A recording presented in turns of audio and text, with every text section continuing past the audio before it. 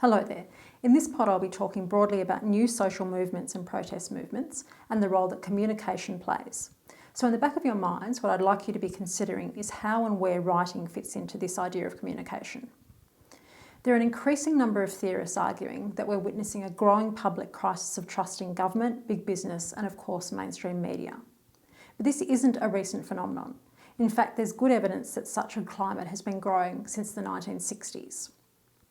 Now, the reason I'm going back so far is because the social change issues we've seen in the last decade, say to name big ones, globalisation, climate change, and the discourses around those need to be seen in context in order to be properly understood. And when I say context, I mean the context of the past. So that is, in order to study writing and communication, we need to be aware of the cultural, social and technological structures that support communication. John Hartley has argued that traditional ideas about the relations between power, politics and the media don't take into account the fact that the public sphere has now become a media sphere. In his book, The Politics of Pictures, Hartley argues that in a modern society, our contact with other people is largely symbolic. That is, we get to know each other through our media. So I'd like you to think about that too for class. A lot of media vehicles work to generate and sustain a sense of collective identity. They do this by dividing stories which represent people or places or values between being ours and theirs. Those excluded are stereotyped and simplified and different to us. I draw on Hartley's work in my own research and, as I said in a previous pod, have used his work to question the fourth estate model of journalism, so that idea of media as watchdog on the workings of government. And I'll argue against this model because it relies on a traditional notion of the public sphere. You can also think of the public sphere as the public domain or public opinion. Hartley explicitly talks about the rise of new kinds of political movements that were fuelled by the entry of media into the public sphere in the 60s, labour rights, feminism and environmentalism. The Frankfurt School philosopher Jürgen Habermas famously argued that with the development of capitalism in the mid-17th century, a public sphere, that is a space which mediated between society and the state, opened up in Western society, quote, a domain of our social life where such a thing as public opinion can be formed. But Habermas's ideal public sphere excluded many parts of society, being, as it was, mainly made up of elite men. Think of the public sphere as a metaphor for thinking about how people come together to exchange ideas and information. Where do you exchange information and stories with your friends and others most of the time? In more contemporary terms, we can look at the work of US philosopher Noam Chomsky, along with social theorists Herman and McChesney, who, among others, have been critical of what they perceive as the corporatisation of public life. So a key concept for these thinkers is hegemony, a term which suggests that it's only the powerful or ruling class who are able to create and implement ideas in a given society. Herman and Chomsky argue that there's been what they call a manufacturing of consent by elite and powerful parts of society. Using a theory they call the propaganda model, Chomsky and Herman argue that the major mainstream media outlets, which are run by corporations, are therefore under the same financial pressures, and therefore the constraints of having to run at a profit distorts the news. They also highlight what they argue is dependency of mainstream media on government. In order to keep advertising revenue high, much of the media will report news in such a way as is most favourable to the current government. And I'll also ask you to remember that they were talking about the mainstream media at that time, which is not such a prevalent idea these days. I'd even go so far as to call mainstream media niche media now. People used to read the Herald or the Telegraph every day, for instance. There's no longer people like that, apart from my parents maybe. Chomsky and Herman's work has been widely critiqued as simplistic and conspiratorial. One of the main critiques of a position such as Chomsky's is that it doesn't leave any room for resistance. If you think about it, if it was actually completely impossible for people to resist or argue under capitalism, how did we end up with, for example, the feminist movement or the environmentalist movement? The political and cultural importance of the new social movements of the 60s were associated with the anti-Vietnam War protests, women's movement and civil rights struggles in the US. These issues gathered momentum in the 70s and 80s and also encompassed feminism more generously, gay and lesbian rights, peace movements, environmentalist movements, student and youth movements, and the politics of cultural identity.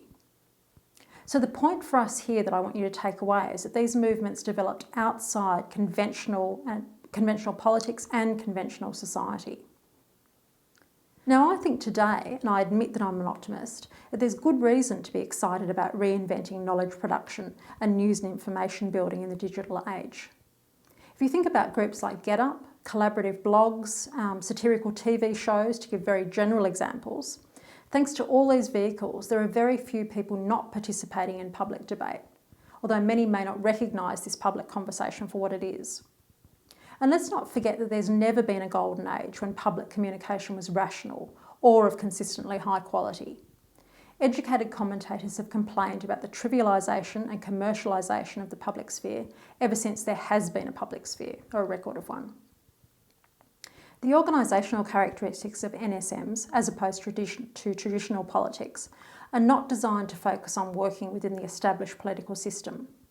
They're more preoccupied with direct democracy and member participation than with representative democracy.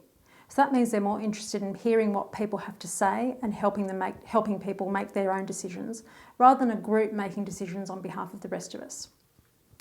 Now, in order for such an idea to work, what's needed are independent public spaces, so places that are independent of government and state structures. So in the olden days, the press, as the fourth estate, used to claim that space, a place where the general public could hear what we all thought and where it would be reflected back to us, and public opinion would be developed independently from formal places such as government. Now, in the 80s, there was a lot of informed comment about the changes to traditional ideas about politics and production and consumption. Yet while the world was changing, mainstream journalism continued to use these old frameworks, old institutional sources, and old conflict models to report. And in doing so, they missed out on much of the politics going on around town. To give you a solid example, mainstream journalists in America completely underestimated the power of Obama's net roots and were certain the Clintons would win. So what happened was, as part of his campaign, Obama's staff sent millions of emails, this was in 2008, creating a new campaign template through the use of community and online tools. So his campaign managers engaged social networking before most people even knew that was a thing. Like network digital media today, the new media players of the 60s reinvigorated the old media players. So the protests of the 60s helped move politics outside the traditional domain by collapsing the distinctions, blurring the boundaries between politics, media, art, culture, and everyday life. It was also a generational struggle because young people's concerns were continually excluded from old-style media. You may argue this is still happening. Young people in those days, like they are now, started their own organisations and new media initiatives. The political turmoil over civil rights, the Vietnam War and feminist movements provided fuel for a growing alternative media. So people were taking the opportunity to start alternative newspapers thanks to advances in technology. So the sudden availability of inexpensive offset printing meant anyone with glue and a typewriter could make their own media.